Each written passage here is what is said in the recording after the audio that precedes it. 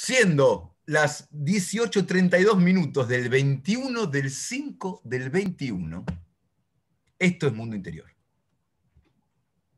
Muy buenas tardes, muchas gracias. Estamos aquí otra vez en un día de lluvia y tenemos el gusto, los tres, pero yo particularmente, de que esté aquí con nosotros Ayelen Stocker, más precisamente Gabriela Ayelen Stocker, a quien tengo la dicha de conocer hace muchos años. Nació en Temperley, en la provincia de Buenos Aires. Tengo aquí en mi mano el currículum de ella, que es más largo que la Biblia. Aparte voy a leer una parte nada más, digamos, ¿no? Pero Ayelen es ingeniera, pero antes de ingeniera fue técnica universitaria en producción animal y luego ingeniera zootecnista o en zootecnia, ¿no? Y después se especializó en formulación y evaluación de proyectos agropecuarios y agroindustriales, por tanto, verán que está en un área álgida al día de hoy, digamos. Es consultora técnica en el marco de un programa nacional para el desarrollo de cadenas caprinas, ¿sí? Ha trabajado como gerente responsable de cadenas algodoneras y ganaderas bovinas en la provincia del Chaco. También ha sido contraparte técnica para la provincia del Chaco y Córdoba. Luego ha trabajado también en cadenas de valor caprina y bovina en otras provincias. Y ha trabajado en el impenetrable chaqueño, también con esta idea de promover y ayudar a los productores en el tema de caprina, de producción caprina. Fue asesora técnica para el Plan Ganadero Nacional de Más Terneros. Y bueno, mucha otra actividad en este área, digamos. Además de eso, tuvo un tambo maravilloso de ovejas y producía queso de ovejas. Y bueno, además es madre de 3 hermosos hijos, 2 niñas y un niño. Ya ninguno es tan niño. Y vive en Chascomús.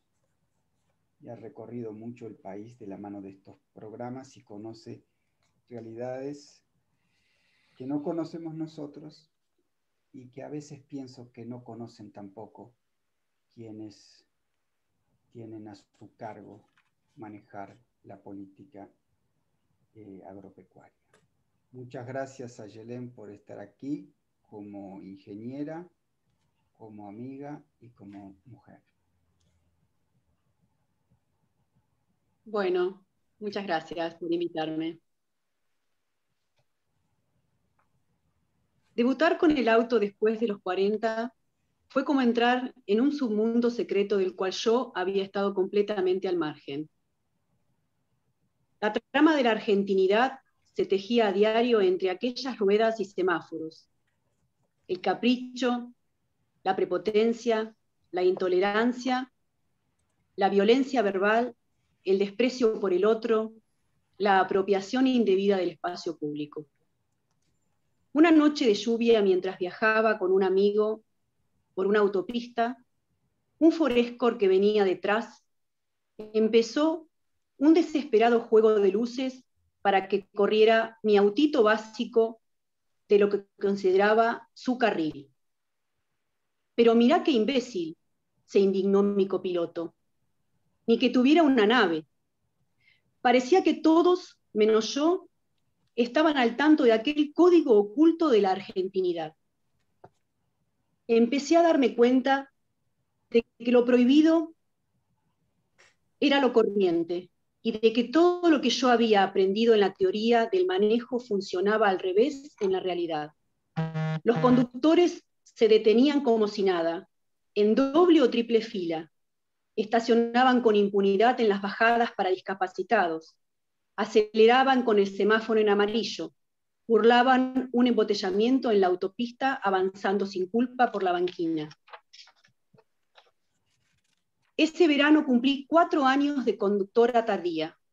Pensaba en eso una noche de enero mientras viajaba hacia un evento con el tiempo justo. En medio del apuro, decidí dejar el auto en un estacionamiento sobre la avenida Santa Fe, pero cuando quise entrar al garaje, un auto de alta gama bloqueaba el acceso. Me enfurecí, toqué bocina, pero la nave no se movía. Volví a tocar, nada. El conductor estaba adentro, con la cabeza gacha. De la furia pasé a la indignación. El Audi lo hace impune. Me descubrí pensando con impaciencia y resentimiento. Al cabo de un rato, la conductora del Audi levantó la cabeza y me miró. Recién entonces pareció descubrirme. Estaba llorando. Perdóname, no te vi, se disculpó con voz queda y enseguida corrió el auto. Nunca supe cuándo ni cómo, pero de golpe me di cuenta de que ya no era ajena a nada. El disfuncional inconsciente colectivo de la Argentina también había colonizado mi cerebro. Muy bueno. ¿De quién es Ayelen? Es un fragmento del libro de Laura Di Marco, de los cuadernos de Laura. Un poco... Contá, ¿qué ibas a decir? Un poco me llamó esto, la atención, esta frase del disfuncional consciente, inconsciente colectivo argentino, ¿no? Que un poco arrastramos, ¿no? Nosotros, y entonces estigmatizamos a las personas sin ponernos en el lugar del otro. Y un poco este trabajo que yo vengo haciendo desde hace 15 años, me permitió, a mí me encanta lo que hago, digamos, yo amo el trabajo que hago, me gusta muchísimo, y me permitió eso, ponerme muchas veces en el lugar del otro, en el dolor del otro, en la necesidad del otro, ¿no? Yo trabajo mucho en territorio, conocemos la realidad cotidiana de los productores agropecuarios, de las familias, de las mujeres, de los jóvenes. Y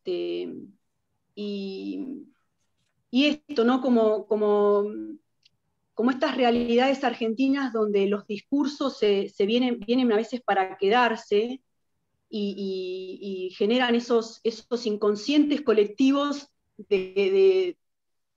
del malvado, el villano y los buenos, y bueno, entonces un poco el contrastarme con las realidades de las vivencias de las personas, de productores pequeños hasta productores medianos y grandes.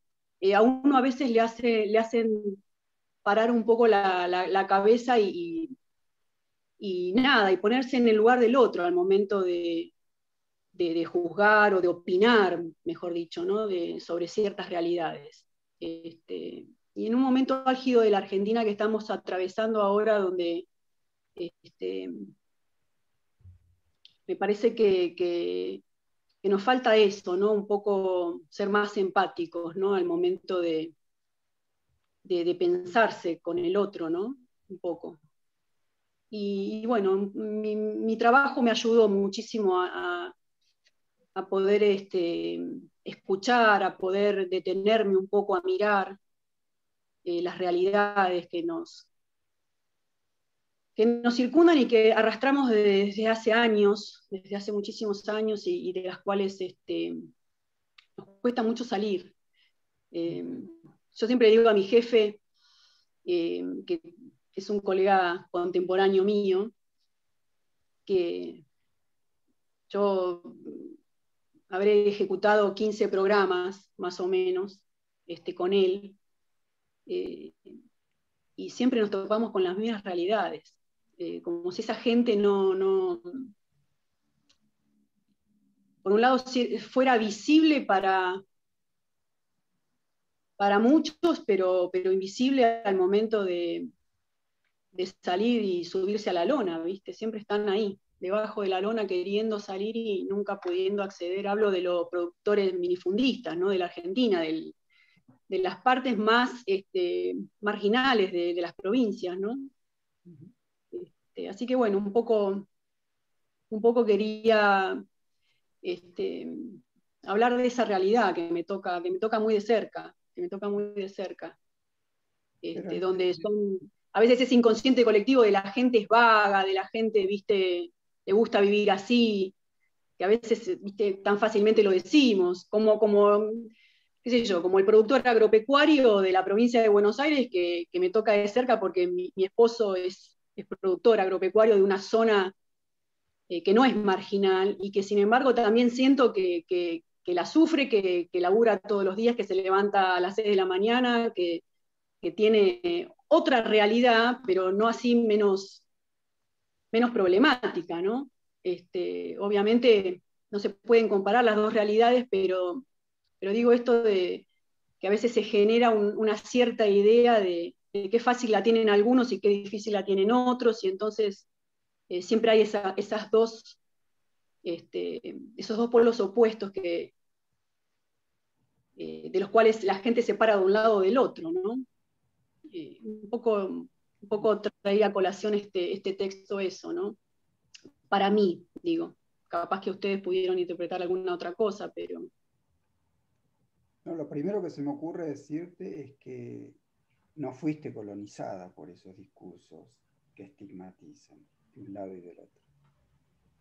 Ay, no te escucho bien, Carlos. Yo no sé si ustedes lo escuchan bien a Carlos. Yo lo escucho bajo. No me quieren escuchar. Santiago, no me quiere escuchar. Es que vos sos muy tranquilo para hablar, Carlos. Claro. Me tuvo ir. No, Santiago no me tuvo profesor, pero Baxi sí me tuvo profesor y ya está, ya lo escuché bastante. Decía que lo primero que se me ocurre comentarte es que no fuiste colonizada, como dice el texto, por ese. Y tal vez la clave de ese no ser colonizada, por esos discursos estigmatizantes o tanto de un lado para el otro, es la proximidad a la realidad, ¿no? Pero no solo eso, porque hay gente que recorre la realidad, pero la recorre con unos lentes que no puede ver nada, ¿no? Pero da la impresión eso, que no podemos salir de esos estigmas, ¿no? La discusión que hay en estos días en la Argentina acerca de la producción ganadera o la producción agropecuaria, también sigue lo mismo, nunca podemos distinguir, me da la impresión, los matices, las diferencias de la realidad, y por tanto tenemos siempre la misma receta. Tenemos aspirina para todo, ¿no? Tenemos aspirina para el dolor de cabeza, pero tenemos aspirina para el dolor de hígado, tenemos aspirina para el cáncer, tenemos aspirina siempre, y pasan. Lo que pasa es que cuando la problemática es tan grande, digamos, el cuerpo está tan enfermo, no sabes cómo atacar, claro, por dónde. Entonces, todos son paliativos, pero a mí después de 15 años de trabajar en el Ministerio de Agroindustria, con gente muy, muy formada, ¿viste? Muy, muy capaz, digamos, me parece que siempre estamos como dando manotazos, ¿no? Manotazos de ahogado, que no hay como políticas pensadas a largo plazo. Nos cuesta mucho pensar eso. En Argentina es como que nos cuesta proponernos, ¿viste? Cosas que se sostengan en el tiempo para que después se puedan ver resultados, ¿no? Nosotros estamos trabajando yo trabajo con 3 organismos en general. La DIPROCES es la Dirección de Programas y Proyectos Sectoriales Especiales del Ministerio de Agroindustria, que ejecuta programas con financiamiento internacional, sea de FIDA, que es el Fondo de Desarrollo Agropecuario, que la sede está en Italia, del Banco Mundial, del Banco Interamericano de Desarrollo, del FONPLATA, digamos, hay distintos organismos que ejecutan los proyectos, ¿no? Y nosotros siempre trabajamos específicamente, o digamos, apuntando a un sector de la agricultura más familiar, ¿no? Campesina familiar. Y es como que están siempre, viste, queriendo, son realidades muy complejas, no sabés por dónde atacar los problemas que los aquejan, viste. El otro día teníamos una reunión, una misión de FIDA que vino de supervisión de los proyectos, y había un tano amoroso que decía, pero ustedes siempre están pidiendo para pozos de agua, y a la producción agropecuaria, ¿dónde? ¿Cuándo? Decía, ¿viste? Y claro, la gente siempre está queriendo, ¿viste?, subsanar problemas básicos, ¿no? No tienen agua para consumo humano, toman de donde toman los animales. Y bueno, es un país complejo. La realidad creo que latinoamericana es compleja en este sentido. Entonces, yo cuando me puse a trabajar en el Ministerio de Agroindustria, en estos programas, siempre trabajé con mucho empuje, con mucha garra, con muchas ganas, siempre con ese positivismo que te lleva a decir, bueno, nosotros vamos a lograr. Y después de 15 años, viste, cada vez veo que, viste, mis expectativas y mis ganas y mis esperanzas y mis anhelos es como que se van bajando, y visito a veces a los mismos productores que hace 8 años los conozco, y los veo igual, ¿viste? Y los veo igual. Entonces... Estás hablando de productores, por ejemplo, en el Chaco, ¿no? Yo trabajo específicamente en el NEA y NOA. Me tocaban esas dos zonas. Trabajé muchísimos años, bueno, de hecho empecé en Chaco y sigo en Chaco, Santiago del Estero, Córdoba, un poquitito de Corrientes, muy poco conozco, pero bueno, esas son las provincias, Santiago del Estero, Córdoba y Chaco son las provincias en las cuales más he trabajado. Cuando decís que los ves igual, ¿qué querés decir con eso? En las mismas condiciones de infraestructura básica insatisfecha, te diría. No han podido mejorar su situación, sus ingresos familiares, ¿no? Nosotros los programas apuntamos a eso, a la mejora del ingreso familiar, y no vemos que ellos hayan podido resolver situaciones básicas de vivencia, de vivir, ¿no? Ya sea edilicias o de agua potable, Entonces, productivamente, exigirles mucho no podés, porque todo les cuesta muchísimo. Entonces, a veces decís, bueno, viste, ¿qué pasa con esta gente, no? Y después te das cuenta que decís, bueno, al final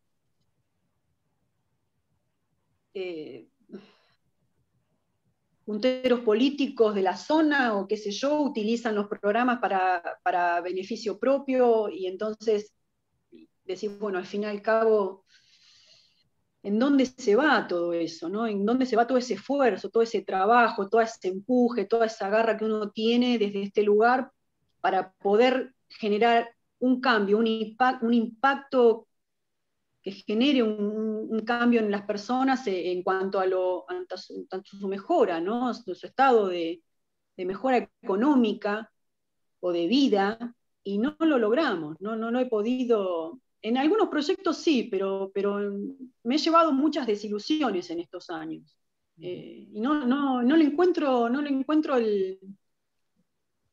la vuelta, ¿viste? No encuentro la vuelta.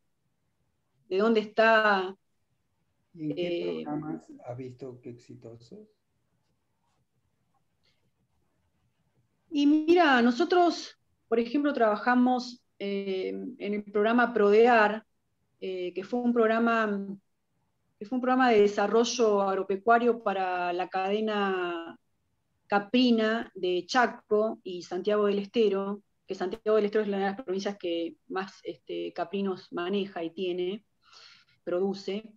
Y ahí hemos encontrado, hemos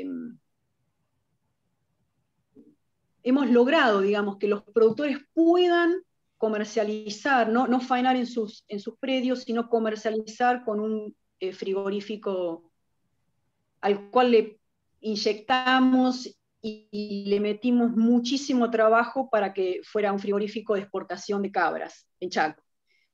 Y bueno, y ahí fue un programa que se trabajó muchísimo, pero se hizo un buen análisis de base. Yo a veces creo que estos programas adolecen muchísimas veces de buenos análisis de líneas de base. El análisis bien hecho de líneas de base que los hacen las consultorías externas te dan un buen pantallazo, un buen panorama de la realidad del productor, entonces los fondos los aplicás específicamente ¿Qué es a solucionar. un análisis de línea de base? Un análisis de línea de base es un estudio que se realiza tomando, por ejemplo, una región, entonces vos haces un estudio de cuáles son las cadenas más pujantes o según a lo que quieras apuntar, las cadenas más pujantes o las cadenas que requieran una intervención económica para poder, según la población que maneje o que intervenga en esas cadenas, los eslabones diferentes que tenga esa cadena, ya sea desde la producción primaria hasta la producción industrial, cómo podés impactar inyectando una X cantidad de fondos. Entonces, si vos haces un buen análisis de base, de línea de base, donde vos podés evaluar en cuanto a consultorías de territorio, de terreno, yendo y hablando con la población y con actores reales, vos podés evaluar cuáles serían las inversiones más importantes en las cuales intervenir con fondos para inyectar, digamos, un movimiento a esa producción. Entonces, si vos, por ejemplo, en el estudio te das cuenta que la cadena caprina tiene una serie de cantidad de familias que requieren asistencia económica en cuanto a inversiones primarias en la producción, bueno, vos evaluás cuál va a ser el impacto y entonces, en ese caso, volcás los fondos para la producción primaria y para los entes traccionadores de esa producción, por ejemplo, ya sea mataderos, frigoríficos, carnicerías. Y entonces, bueno, generás, en esa inyección de fondos, generás un impacto y movés la aguja, quieras o no, de esa economía regional para esa cadena específica. Entonces eso sería una buena línea de base, bien hecha, un buen estudio, te permite visualizar y direccionar los fondos de manera tal de que sean eficientemente utilizados. A veces la línea de base están muy superficialmente hechas a mi entender, y entonces los fondos no se direccionan bien y entonces después no generás el impacto esperado. Y entonces la gente no termina de poder ver incrementados, aunque sea sus ingresos o su productividad, porque no estuvieron bien direccionados y las inversiones no generaron ese impacto esperado. Claro, como un buen diagnóstico, digamos, ¿no? Un buen diagnóstico. Claro, exactamente. Sí, un buen estudio de base te permite ver eso, ver cuál es la problemática y bueno, qué acciones vos vas a generar para mitigar, mitigar esos problemas y generar algún impacto de alguna manera, ¿no? Claro, mejor el diagnóstico, va a ser mejor Exacto. Yo creo que en los últimos años, claro, en los últimos años los diagnósticos han adolecido. Adolecen de mucho criterio, entonces me parece que cuando nosotros vamos a terreno nos encontramos con una realidad completamente distinta a lo que el diagnóstico dice, porque a veces, viste, los diagnósticos se requieren rápidamente, no se les da el tiempo que requiere un buen estudio, y después, ya te digo, nos encontramos con una realidad completamente distinta, y bueno, y entonces no logramos el impacto esperado, ¿no? Los programas a veces se evalúan por resultados e impacto. El resultado es inmediato, son estudios, digamos, yo no realizo eso, pero te dan una serie de resultados del programa, y el de impacto ya es más a largo plazo, ¿no? De cómo las familias pudieron o insertarse mejor en su zona, en su productividad, en su cadena, y cómo se fue generando esa mejora, ¿no? Tengo, que se tengo, buscaba. tengo muchas preguntas. Voy a ver si puedo aguantarme la ansiedad y no hacerte todas juntas, pero por lo menos 2 o 3 tengo que hacer antes de olvidarme. Por un lado, entiendo que más allá de lo técnico, digamos, en lo cual vos podés ver, o se nota que tenés un cierto pesimismo, digamos, ¿no? Luego de 15 años de trabajo y mucho entusiasmo, mucho esfuerzo puesto ahí, no ves quizás los resultados que te gustaría. Eso, digo, por un lado, en términos técnicos. Por eso entiendo que lo que sostiene quizás, y creo que tiene que ver con el texto que nos leíste, hay algo de, digamos, ya más en términos nuestros, como metafísico, cultural, algo de antropológico del ser argentino, que justamente imposibilita o dificulta estos resultados, o por más que podamos, esfuerzo, nunca cambia algo de ese conflicto, digamos, cultural, político, antropológico, digo, casi existencial de argentino, que creo que algunos malos intencionados, digo malintencionados en el sentido de que con ciertos intereses inconfesables le pusieron la grieta, digamos, ¿no? Como para cavarla más profundo y cada vez que sea más difícilmente unificado. Entonces, por un lado te quería preguntar, esa realización de lo que nos cuenta Laura Di Marco, ¿no? En el texto, y que evidentemente lo tenés a flor, lo que en algún momento lo has experimentado, entendido, ¿no? ¿Cuándo fue el momento en que te diste cuenta, dijiste, che, pero acá hay un problema, ¿no? ¿En qué momento de tu laburo, o por ahí anterior a tu laburo, que te diste cuenta que acá había un problema cultural de difícil solución, digamos? Y una vez más lo metafísico, en lo concreto, en lo técnico, más en lo político, ¿qué pensás, digamos, desde tu lugar de tanta experiencia en el campo, en lo agro, digamos, qué pensás que se puede hacer ya en términos específicos, digamos, de implementación, no tanto en términos metafísicos del ser argentino, sino en términos técnicos? Y si queda una tercera posibilidad, si te acordás de las preguntas, si en algún momento de ese camino vos sentiste, bueno, pero acá sí hay una solución a ese problema. Si vamos por acá, digo, al espiritual, al tema así, el tema de ontológico del ser argentino, dijiste, no, pero si tomamos el ejemplo de este lugar, o de esta situación, o de esta experiencia, si vamos por acá, quizás podamos saldar ese problema, ese abismo, digamos, que nos divide. Sí. Bueno, las preguntas son complejas porque yo soy una mujer muy simple, digamos, vivo el día a día, no sé si tengo la respuesta que estás buscando. A mí me decepcionó muchísimo cuando el año pasado hicimos, antes de la pandemia, nos tocó hacer, yo trabajé para un programa que se llamaba PRODAF, que era para la agricultura familiar más capitalizada, un productor de algodón y bovinos, producción ganadera y algodón, un productor más medianamente capitalizado, es decir, del rango de, te diría, 2 sueldos de peón rural, que es como se los cataloga en el trabajo mío, ¿no? Están por debajo del sueldo de peón rural y 2 sueldos. Estos eran 2 sueldos de peón rural, que ya es un productor bastante más fortalecido, con un poquito más de espalda, te diría. Y cuando quisimos hacer el análisis de impacto de ese programa, que lo financió el Banco Mundial, nos dimos cuenta de que no tenía estudio de base, de línea de base ese programa.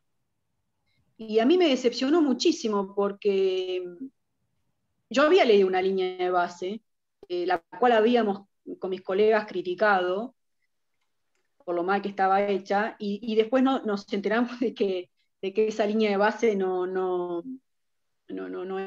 había sido presentada, digamos, formalmente. Entonces, todo nuestro trabajo, en general los programas nuestros duran entre 4 y 6 años de ejecución. Imagínate, 4 años trabajando en un programa que no tenía línea de base, ¿cómo lo íbamos a evaluar? ¿Cómo íbamos a evaluar todo el trabajo que habíamos hecho, viste, del impacto de ese programa?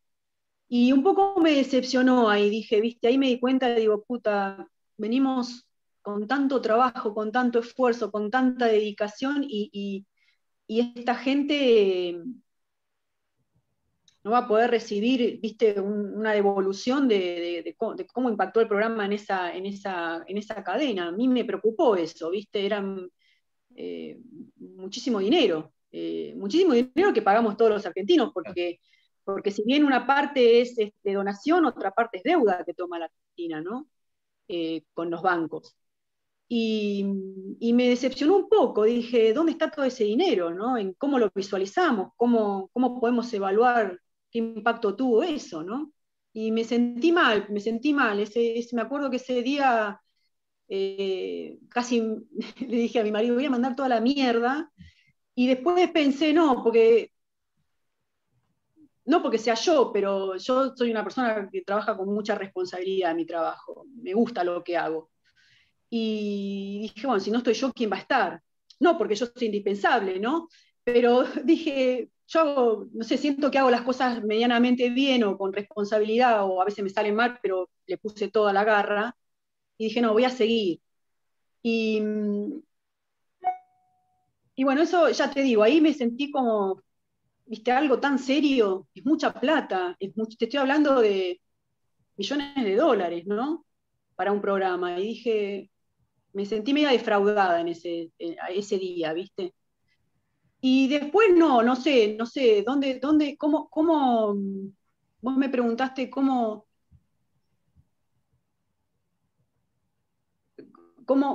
zanjar la grieta, me decías, o la diferencia Las dos estas, o cosas, las cómo. dos cosas. Por un lado, ¿cuándo te diste cuenta que había algo ahí, digamos, difícil contra lo cual había que luchar, digamos, más en plano espiritual?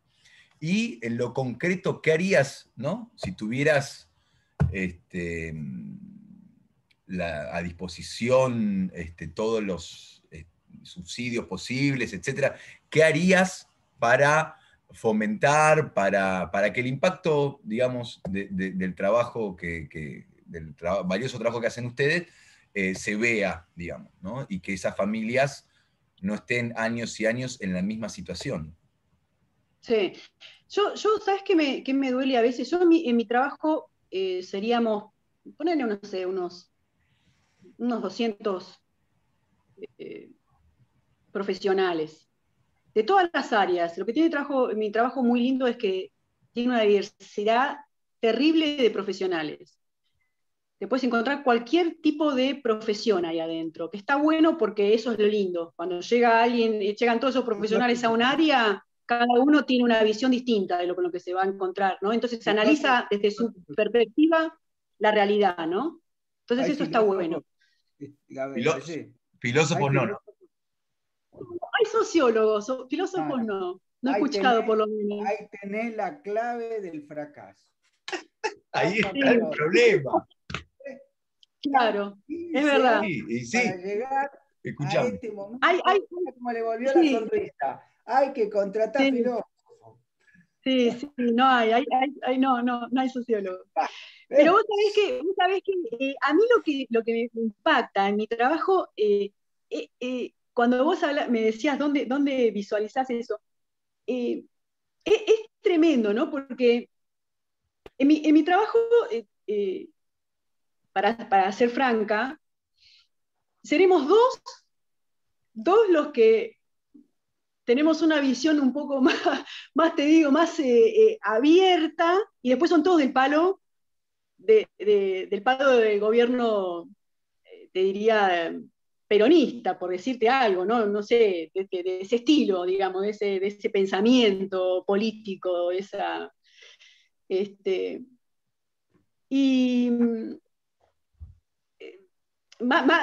sí, más político. Yo no sé mucho de política, la verdad, ni de ideologías, porque en general no estoy muy de compartir el fanatismo de las ideologías, pero te diría más te diría socialista zurdo, por decirlo, digo, por englobarlo en algún pensamiento, ¿no?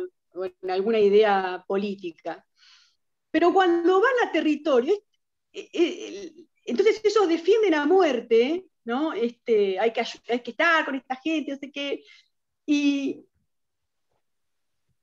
estos negros de mierda no quieren salir de donde están, ponele, y vos decís, flaco, por Dios, ¿de dónde estamos? No hay que analizar. Se les fue el peronismo, sí.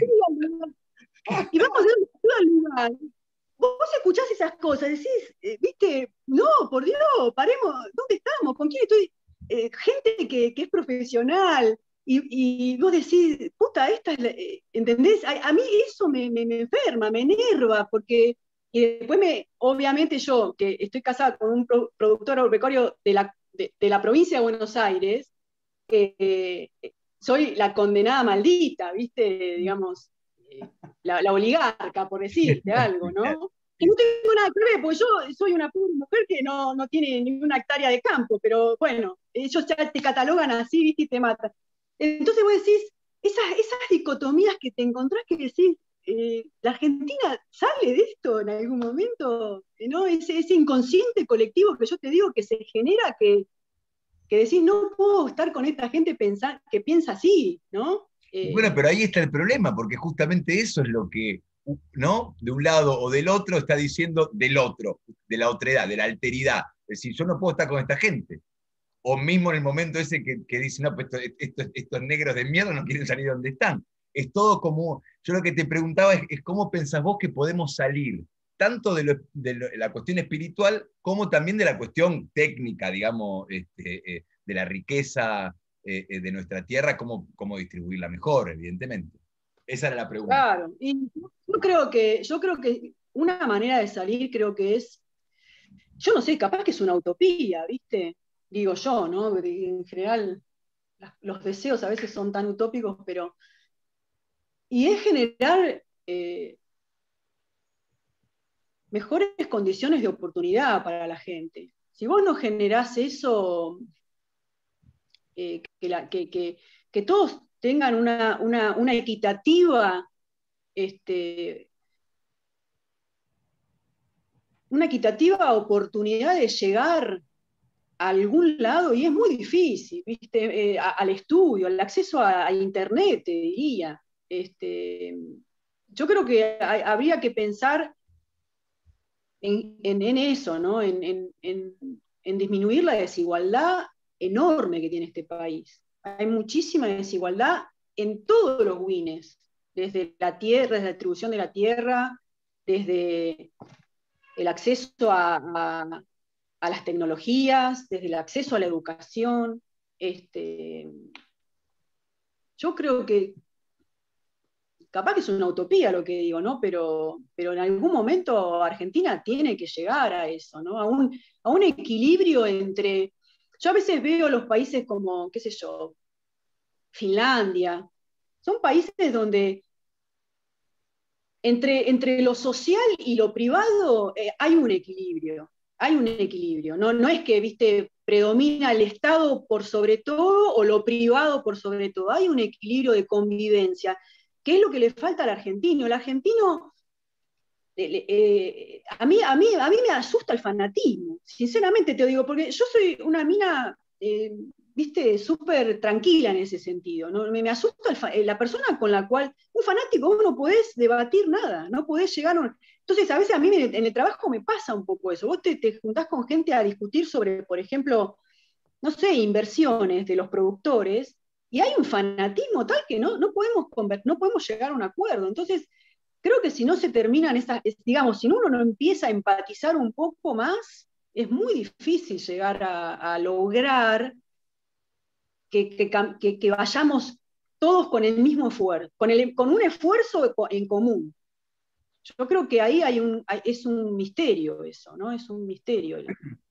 Ahora, Yelen, tu trabajo tiene otro costado que es un costado humano, porque al lado antes de comenzar a grabar, decías, y a mí ya me lo dijiste muchas veces que hablamos, yo estoy muy contenta de mi vida porque mi vida es muy hermosa. Y por otro lado está este costado de decepción, de desilusión. Yo le escribía, hablando justamente de un proyecto que para mí había sido muy importante,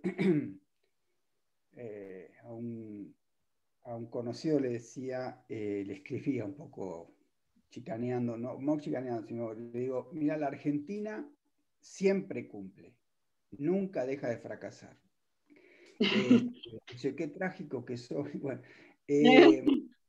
sí, pero digo, tu trabajo tiene otro costado, que es un costado humano, que es vincularte, tratar con esas familias, con esos productores, que tengo la sensación también que a veces queremos incluirlos o meterlos a presión en un mundo que no les interesa estar. Y que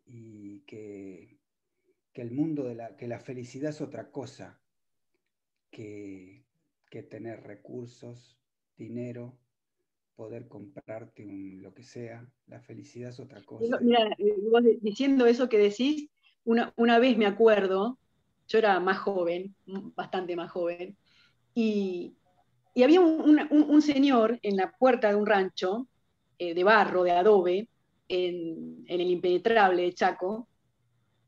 Entonces yo me acuerdo que había ido, ¿viste? Y bueno, pero le digo, mire, que usted acá va a tener ahora más cabras y va a tener, va a poder encerrarlas en un corral. Y entonces yo le contaba todas las inversiones en las cuales él iba a poder trabajar y hacer. Y él estaba sentado en un banquito con unos lienzos con unas tiras no eran de cuero, eran de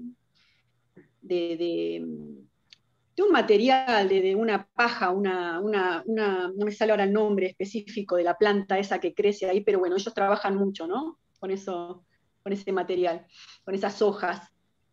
Tenía las manos, viste, todas, viste, curtidas, y él estaba ahí y cosía, y me escuchaba. Y yo le contaba todo lo que iba a poder hacer, que habíamos ido para esto, para aquello. Entonces levanta la vista ese hombre y me dice, yo no. Entonces yo le decía, porque usted va a poder salir de esta situación en la que está. Entonces me miró así y me dice, pero yo no quiero ser un productor agropecuario, me dijo. Yo no quiero ser un empresario, un productor. Y claro, yo después pensé, yo estoy bien, dice, no me quiero complicar la vida, me dijo. Yo estoy bien con mis cabritas. Y a veces yo creo que un poco nos pasa eso, nos queremos meter a toda costa, sacar a gente quizá, a inyectarle, yo a veces veo, inyectarle dinero y qué sé yo, y mejoras, y obviamente que uno a veces, porque conoce otra realidad, dice, bueno, pero si tenés esto, tenés aquello, vas a poder llegar a comprarte esto y vas a poder mejorar tu situación. Y a veces, no sé, si no digo que la gente no quiera estar mejor, que eso es distinto, ¿eh? No quiera tener, no sé, un baño o agua para tomar limpia, porque yo no creo que a nadie le guste tomar agua. Yo he visto chiquitos tomando agua de donde tomaba una vaca al lado, ¿no? Pero creo que muchas veces es desconocimiento de esa gente, en el sentido de que se sienten confortables con lo que tienen, o bien, porque no conocen otra cosa, muchas veces. Pero muchas otras son gente que añoran y viven bien como están. No te estoy diciendo la necesidad básica, ¿no? Sino en esa vida de que vos lo querés convertir en otra cosa que no son. A eso me refiero, ¿no? Cuando yo le decía, no, porque usted va a poder tener más cabras, y yo no quiero más cabras, ¿viste? Capaz. Entonces, a esas realidades me refiero, que cuando a veces no sabemos leer, ¿no? No sabemos escuchar, no sabemos detenernos, no sabemos mirar, y a veces preguntamos cosas que están erradas, las preguntamos mal. Entonces las respuestas eh, no son las correctas, ¿viste? Porque las preguntamos mal. Y a mí me da la Y impresión que de lo que se trata en todo caso es que todos podamos tener una vida digna, ¿no? sí. Y esa dignidad no tiene que ver con el tener, pero estamos también en eso tenemos, digamos, una ideología o una manera de ver metida en la cabeza, y es que tener más es vivir mejor. Y no, vos sabés bien que eso no es así. Sí. Tener mucho más y no es la mujer llorando en el Audi, ¿no? Y no vivir mejor, digamos. Entonces, Exacto. pues que esas diferencias, esa Argentina tan diferente como cualquier país, ¿no? Para que la Argentina posible sea, hace falta que se acepten y se reconozcan esas diferencias, digamos, pero sí que aseguremos para todos las condiciones para que una vida sea digna, ¿no? Sí, sí. Sea digna de ser vivida, ¿no? Sí. Yo quería hacer un comentario, una pregunta en torno a la cuestión de lo primero que hablaste, ¿no? En tu lectura, esta idea de la argentinidad, ¿no? Que también hizo mención Santiago. Parece como en nuestra historia la argentinidad se va, casi podría decir que es un significante vacío que en algún punto alguien puede decir nosotros somos el corazón de la patria, un sector social determinado, ubicado en geopolíticamente, por llamarlo de alguna manera, en algún lugar, y así pueden ir variando, ¿no? Entiendo en el sentido en que hablas de esta argentinidad, no ya como corazón de la patria, sino en este sentido crítico. Puedo pensar bueno, está bien, ¿no? La Argentinidad del Palo, un tema de la Versuit. También pienso en por la descripción que estás haciendo, ¿no? De este clima, este ambiente citadino, del auto, ni más ni menos que un Audi, ¿no? Y cómo se coloca, pienso en otro tema, sobre todo estabas hablando de que estacionaste en la Avenida Santa Fe, creo. Sí. Otra canción, ¿no? La grasa de las capitales de Serú Girán, etcétera, ¿no? Porque conforman esa argentinidad, como discurso, digo, como palabra. Sí. ¿Y cómo se da esto de quizás tomar de lo que es un lugar geográfico determinado? Puede ser Cava como puede ser cualquier otro. La Argentinidad en el relato que vos leíste está puesta en Cava, pero también desde una clase o grupo social determinado, ¿no?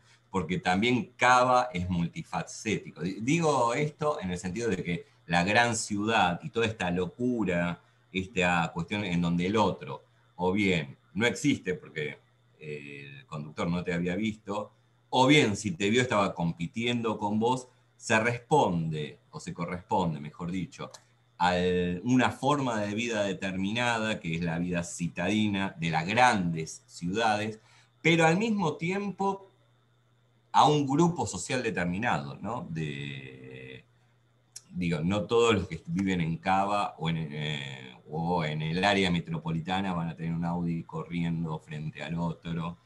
No, eso. Si lo pensás de esa manera, y si es Argentina, quizás es también un producto histórico de un occidente capitalista, ya estoy citando casi a Santiago, de un occidente capitalista que forma una mentalidad. Y dentro, obviamente, de una clase social determinada, ¿no? Ese mismo fenómeno se puede dar quizás en Nueva York también, ¿no? ¿no? Sí, No, también, exactamente. sí.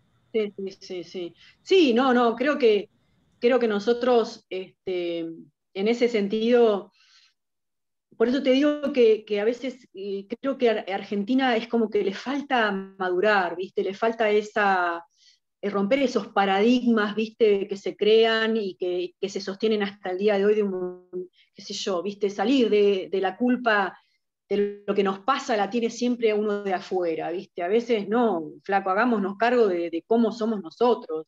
A veces un poco eso de la Argentina también es eso, ¿no? Es cómo mirás al otro, cómo vos lo analizás en base a una cáscara, a un cascarón que sin realmente llegar a conocer al otro, ¿no? Eso nos pasa mucho, nosotros somos muy así, ya te digo, de fanatizarnos con las cosas, ¿no? Y por otro lado, esto de la argentinidad también lo traigo porque en ese inconsciente colectivo a mí me pasó que se genera o que generamos, ¿no? Como argentinos. Me pasó que una vez mis hijos me preguntaron, mamá, ¿vos qué haces? ¿Vos qué haces, mamá, vos, en tu trabajo? Porque aparte lo ven que se levanta toda la mañana, va con la vaquita, ¿no? Pero me dice, mamá, ¿vos qué haces en tu trabajo? Y, y me acuerdo que un compañero, una vez en la mesa, estábamos almorzando, yo comenté eso, que mis hijos me preguntaban, ¿qué haces en el trabajo? Yo les trataba de explicar.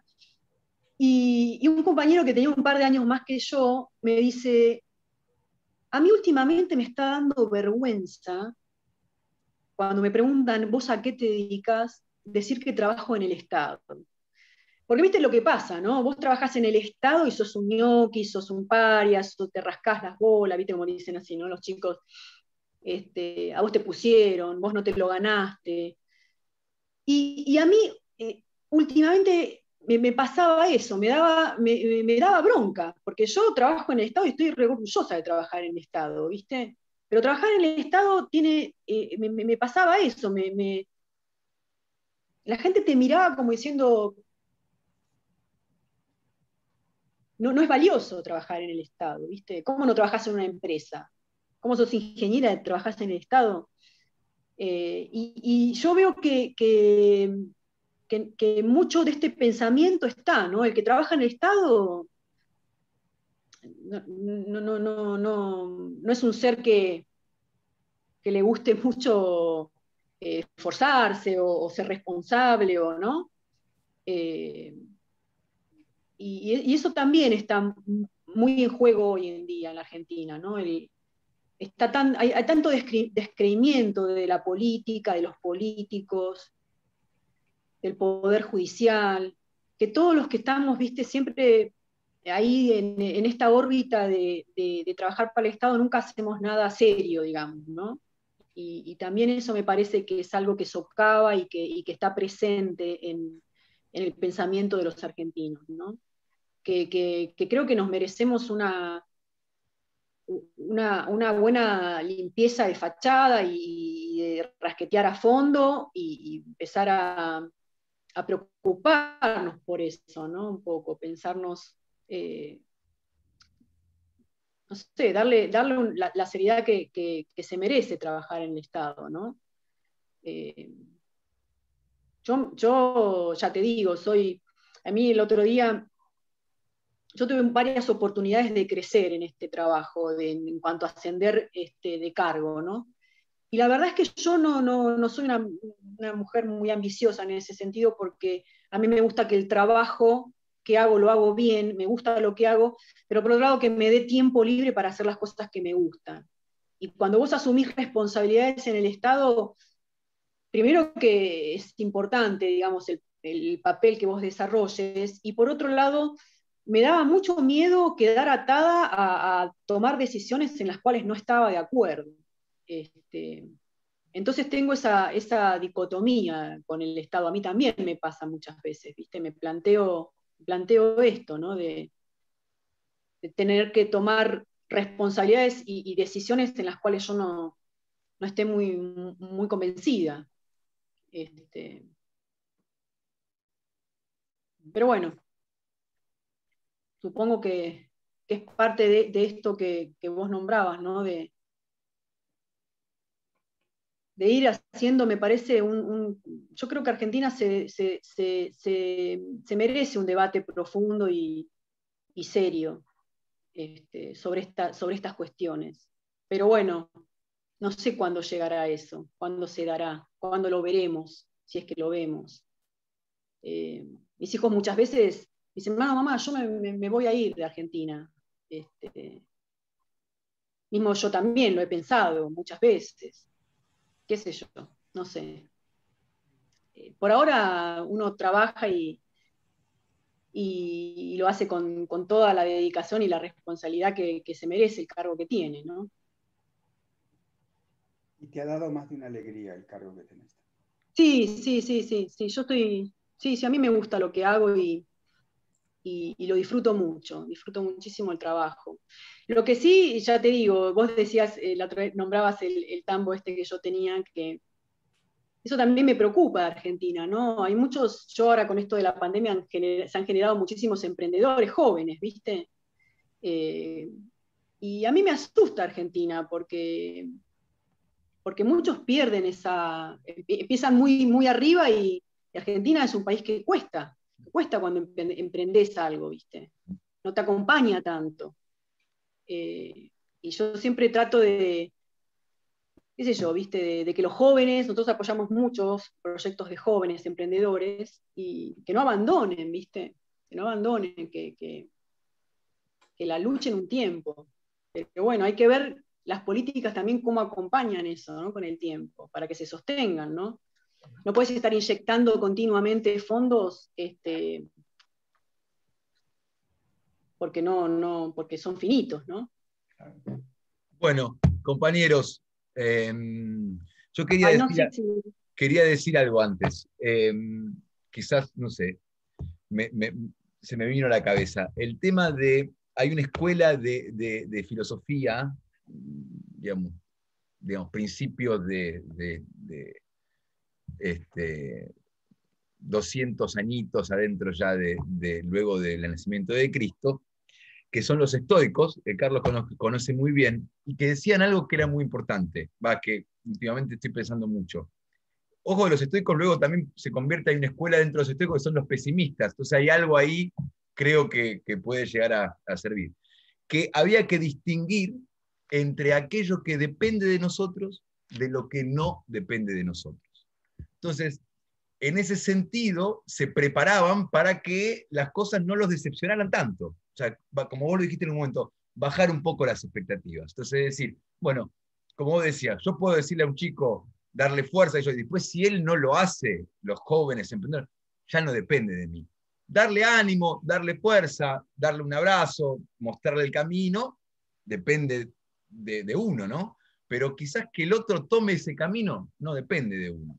Y creo que ahí hay algo de sabiduría para estos tiempos que corren, ¿no? Saber distinguir aquello que depende de uno de lo que no depende de uno. Quizás ahí haya algo, algún tipo de bálsamo de tranquilidad, ¿no? Cuando uno profundamente realice, realice en realize, ¿no? En inglés, como que se dé cuenta de que en el fondo es un poco así, ¿no? Es un poco, y si no depende de mí, ¿qué bachaché? ¿No?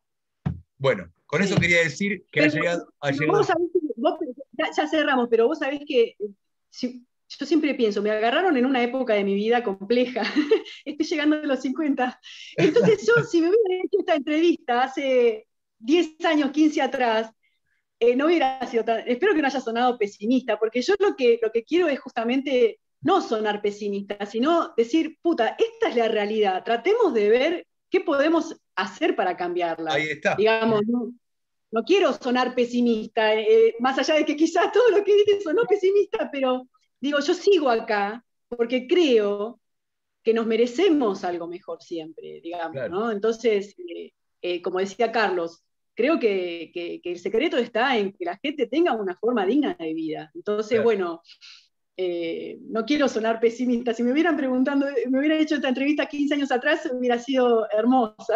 Bueno, la podés ver, no, la entrevista fue hermosa, pero bueno, la podés ver en 15 años, no podemos ir para atrás, pero de acá a 15 años por ahí la ves y te ves.